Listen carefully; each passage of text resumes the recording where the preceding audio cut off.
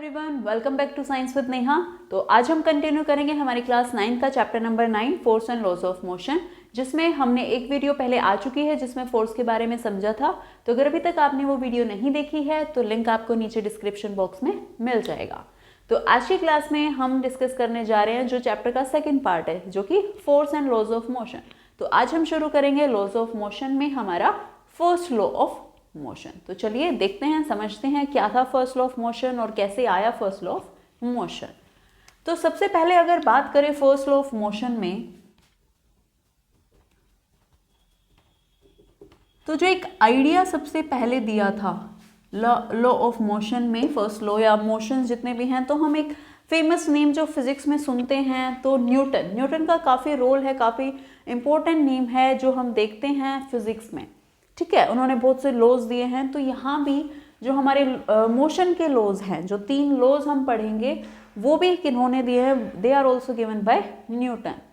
लेकिन सबसे पहले अगर हम देखें, एक जो आइडिया प्रेजेंट किया था, तो एक आइडिया गैलीलियो ने दिया था।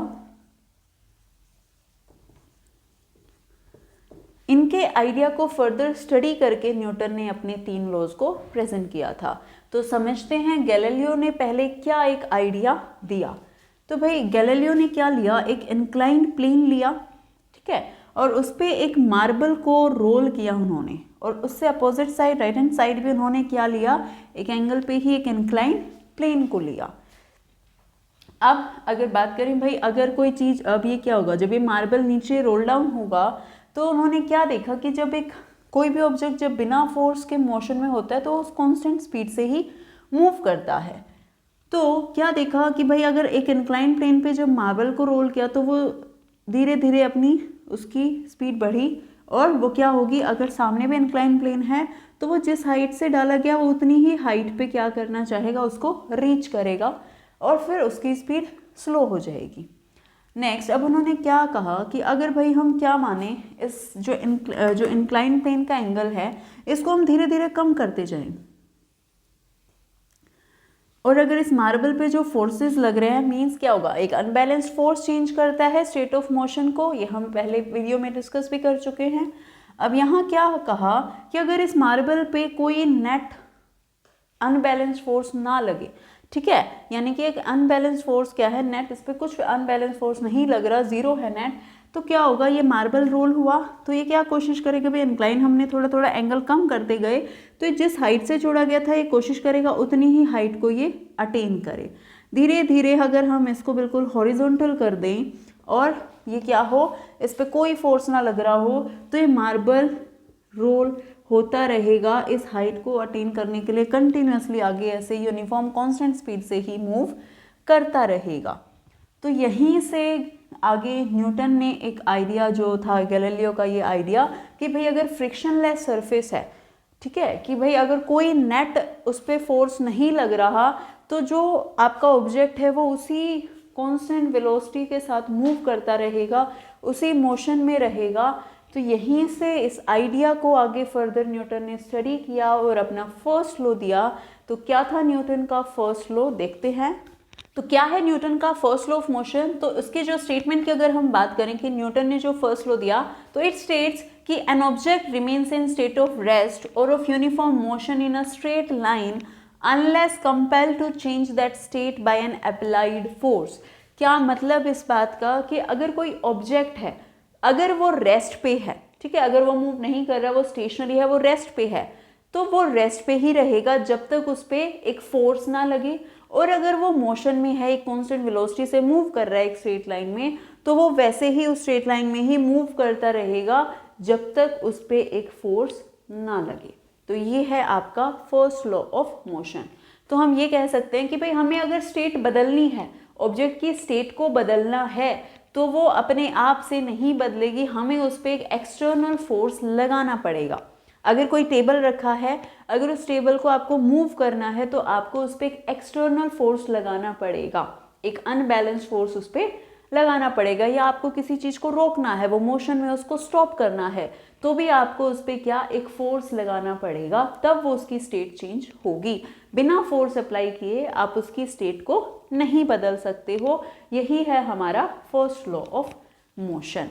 तो हमने फर्स्ट लॉ को तो समझ लिया। अब बात आती कि भाई जो ये ऑब्जेक्ट हैं, जो ये रेजिस्ट कर रहे हैं इस चेंज को, जो स्टेट को बदलना नहीं चाहते, ऑब्जेक्ट की इस नेचुरल टेंडेंसी को कहा जाता है क्या? इनर्शिया।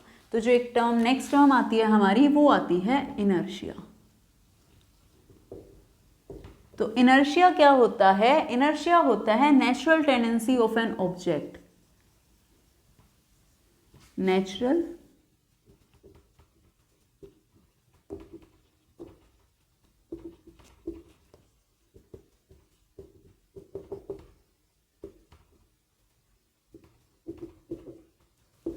इनर्शिया होता है आपका natural tendency of an object to resist the change of state.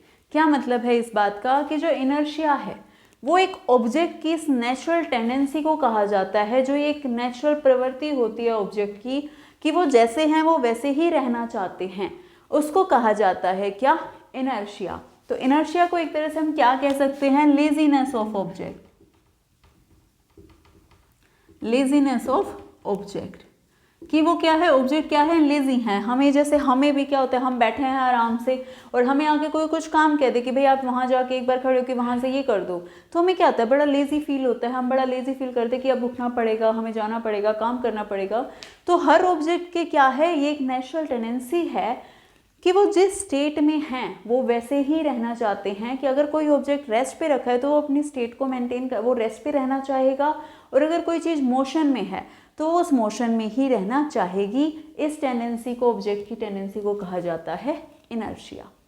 और इनर्शिया, तो अब अगर इस टेंडेंसी को, इसको स्टेट को हमें बदलना है तो फर्स्ट लॉ क्या कहता है? आपको क्या लगाना पड़ेगा? उस पर फोर्स लगाना पड़ेगा, तभी वो स्टेट बदलेगी।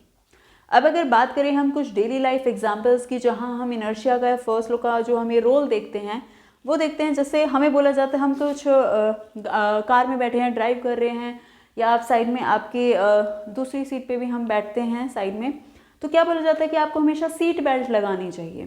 ठीक है, तो वो सीट बेल्ट हमें क्यों लगानी चाहिए? अब या उसे आप देखें, बिना सीट बेल्ट के अगर आप बैठे हो और कार आपकी चल रही है और सडनली ड्राइवर ने क्या किया? ब्रेक अप्लाई कर दिए, तो क्या होगा? आप एकदम से आगे की तरफ फॉरवर्ड आएंगे। अब ऐसा क्यों होगा?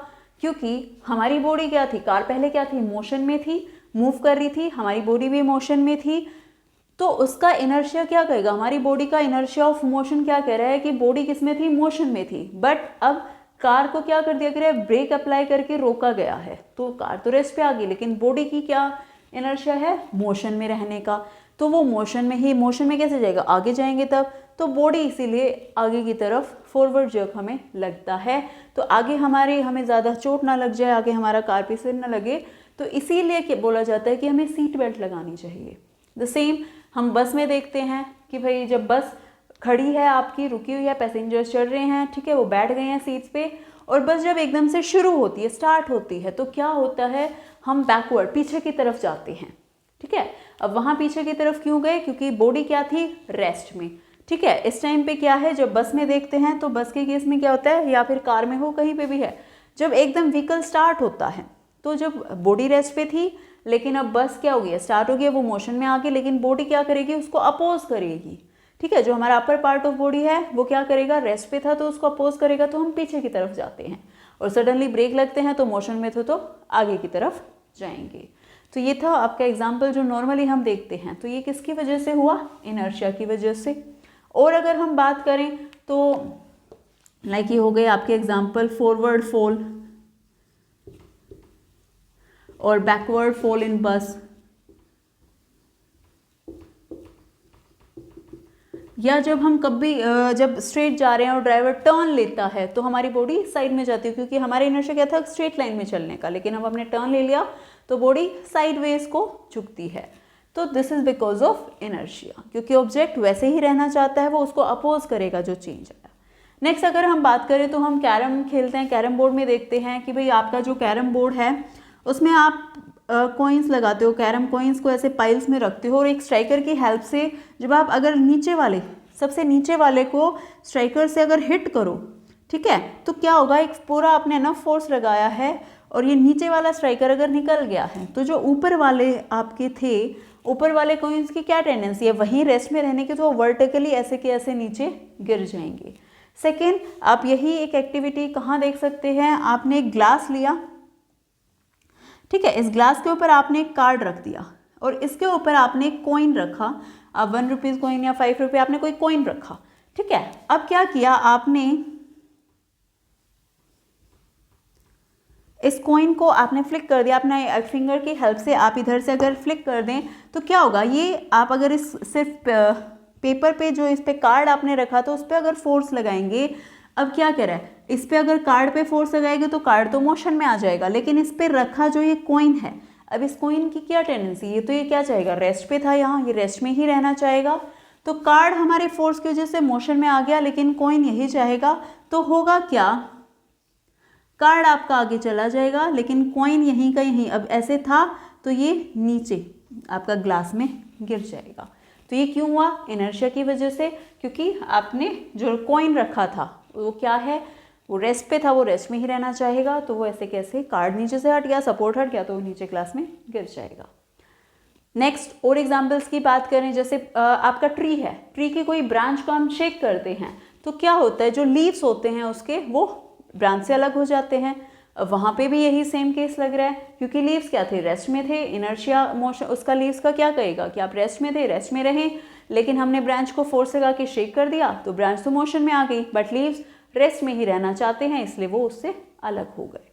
तो ये बहुत से कॉमन एग्जाम्पल, बहुत सी चीज़ें हम ये सब एग्जाम्पल्स के थ्रू समझे कि इनर्शिया हम डेली लाइफ में हर कहाँ कहाँ देखते हैं, ठीक है। अब बात आती है नेक्स्ट कि भाई अगर जो हमने ये ऑब्जेक्ट्स लिए हैं, ठीक है, जैसे हमने यहाँ 1 रुपये कॉइन लिया, अगर हम 5 रुपये कॉइन रख दें, ठीक है, या हम क्या करें, एक स्टोन ले लें, ठीक है, या एक प्लास्टिक बॉल लें, ठीक है, तो क्या होता है, जो इनर्शिया होता है, अगर यहाँ हम 5 रुपये कॉइन लेंगे तो 5 रुपये कॉइन के नीचे गिरने के चांसेस बढ़ जाएंगे।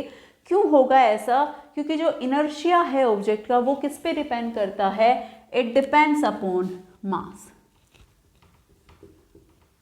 Depends on mass of object.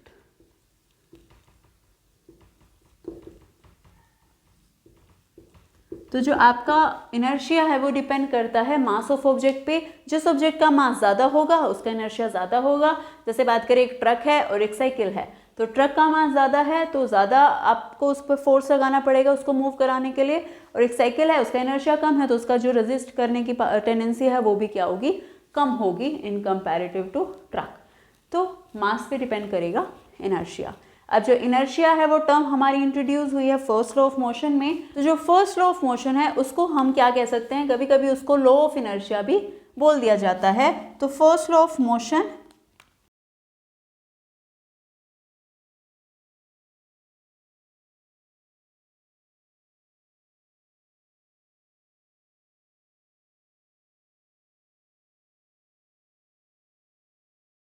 तो ये था आपका फर्स्ट लॉ ऑफ मोशन, जिसको लॉ ऑफ इनर्शिया भी कहा जाता है, क्योंकि इनर्शिया की टर्म जो हमारी आई है वो फर्स्ट लॉ में ही इंट्रोड्यूस हुई है। तो आई होप आपको फर्स्ट लॉ और इनर्शिया क्लियर हुआ होगा। अगर आपको स्टिल इस टॉपिक से रिलेटेड कोई डाउट है तो आप उसको कमेंट कर सकते हो, या आप मुझे इंस्टाग्राम पे भी मैसेज कर सकते हो। सो मिलते हैं नेक्स्ट वीडियो में। Till then please like and share this video. Bye bye everyone and take care.